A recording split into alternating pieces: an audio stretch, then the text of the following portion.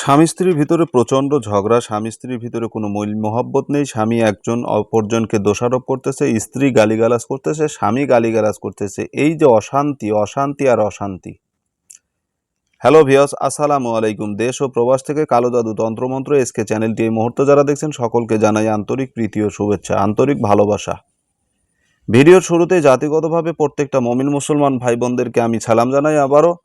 আসসালামু আলাইকুম। হিন্দু দাদা দিদির প্রতি আদাব বা নমস্কার, অন্যান্য সকল ধর্মের প্রতি আন্তরিক ভালোবাসা।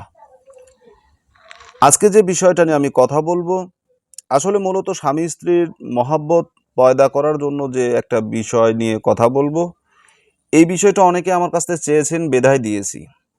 কিন্তু দেখা যায় যে স্বামী স্ত্রীর বিষয়গুলো, এই ভিডিওগুলো আপনারা কম গ্রহণ করেন, অথচ অধিকাংশ ফ্যামিলিতে স্বামী স্ত্রীর ভিতরে দ্বন্দ্ব লেগে আছে।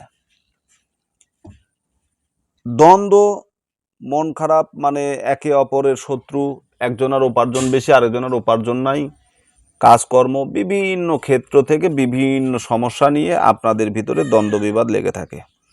স্বামী স্ত্রীর সম্পর্কটা হওয়া উচিত হচ্ছে জান্নাতি সম্পর্ক, একজন অপরজনের জন্য ঢালস্বরূপ হয়ে থাকতে হবে।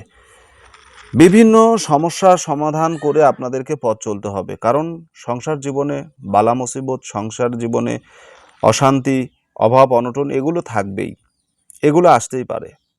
এই বলে যে আপনাদের সংসারে বিচ্ছিন্নতা বা রাগারাগি, গালাগালি এগুলো করা চলবে না, এগুলো থেকে নিজেদেরকে বিরত রাখতে হবে। একজন যদি রাগান্বিত হয়ে একটা কথা বলে, তাহলে অপরজনকে ছাড় দিয়ে সেই কথাটাকে মেনে নিতে হবে, বা কিছুক্ষণের জন্য, কিছু সময়ের জন্য চুপচাপ থাকতে হবে, নীরব ভূমিকা পালন করতে হবে। তাহলে খুব সহজেই এটা থেকে সমাধান পাবেন। কিন্তু দুইজনই যদি 100-100 শুরু করে দেন, তাহলে তো ওখানে তুলকালাম শুরু হয়ে যাবে, যুদ্ধ ঘোষণা হয়ে যাবে। এটা করা যাবে না।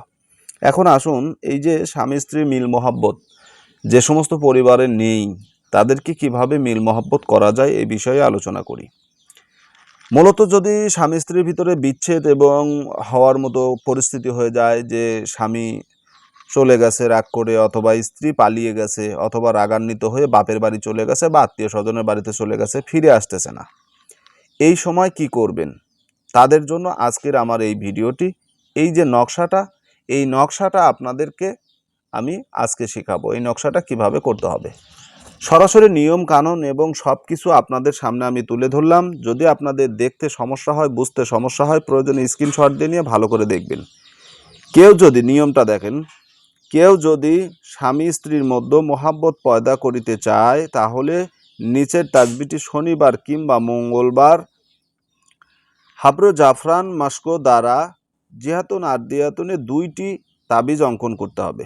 ঠিক আছে, 2টি তাবিজ অঙ্কন করিতে হইবে। তারপরে একটি তাবিজ স্বামীর হাতে, অপরটি তাবিজ স্ত্রীর হাতে ব্যবহার করবে, কাছে রাখতে হবে। তাসবিহটি এটা হচ্ছে প্রকৃত নকশা।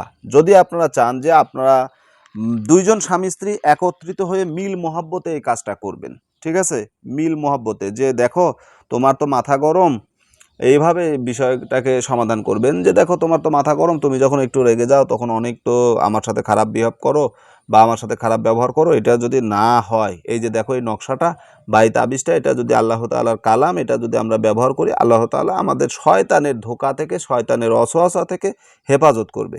ভালো একটা জিনিস, কোরআনী একটা আমল। এটা করলে পরে আলহামদুলিল্লাহ আপনাদের স্বামী স্ত্রীর দাম্পত্য জীবনটা সুখের হবে। আশা করি বুঝতে পেরেছেন। কালো জাদু তন্ত্রমন্ত্র এসকে চ্যানেলে যদি নতুন হয়ে থাকেন, চ্যানেলটা সাবস্ক্রাইব করবেন, পাশে থাকা বেল আইকনটা বাজিয়ে দিবেন, যাতে নিত্য নতুন ভিডিও ছাড়ার সঙ্গে সঙ্গে নোটিফিকেশন আকারে আপনি পেতে পারেন। যদি ভিডিওটা ভালো লাগে, লাইক কমেন্ট সাবস্ক্রাইব শেয়ার করবেন।